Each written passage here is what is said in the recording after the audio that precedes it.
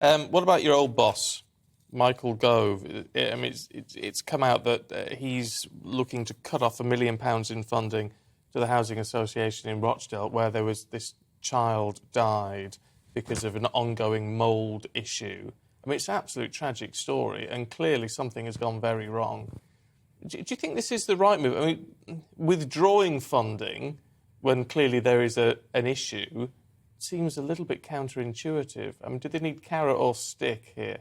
Well, I think this is absolutely the right thing to do, and Michael was there in Rochdale only the other day just to see the kind of accommodation that tenants are currently living in. This is clearly a failing organisation. Rochdale Borough-wide Housing Association have not acted in the interests of the tenants that they are there to protect. How does removing money help the situation?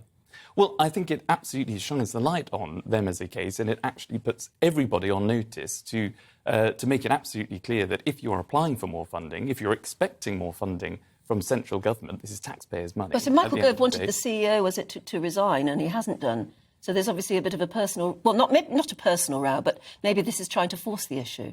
Well, I think you're absolutely right that Gareth Swarbrick, who was the board director of Rochdale Borough-wide Housing, has now gone. He has gone. He has gone. It took him a while to go. Yeah. He wasn't prepared to leave. He thought he could lead the organisation through the crisis that is currently engulfed them. But no organisation can expect additional funding if it can't look after the current tenants that they are there to support. And it was the family of poor Alb who raised the complaint numerous times of mould being in the house. They noticed that their poor child had developed a respiratory condition because of it, and nothing was done. So it is absolutely right to make it perfectly clear to any housing authority, housing association or local authority, if you're not protecting tenants or protecting people who you are there to look after, you can't expect a single penny more going from central government to those organisations, and central government will be watching very closely the actions that these individuals and organisations take.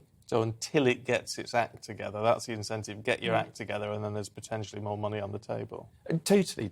And I think that is the right approach, because I think everybody recognises in the economic conditions that we find ourselves in, central government can't do everything. It is not responsible for micromanaging all public services. Lots of things are devolved to local authorities or to charities or to housing associations in this case. So everybody has a responsibility to look after people that are in their care in this case, and they should absolutely do that to the highest of standards.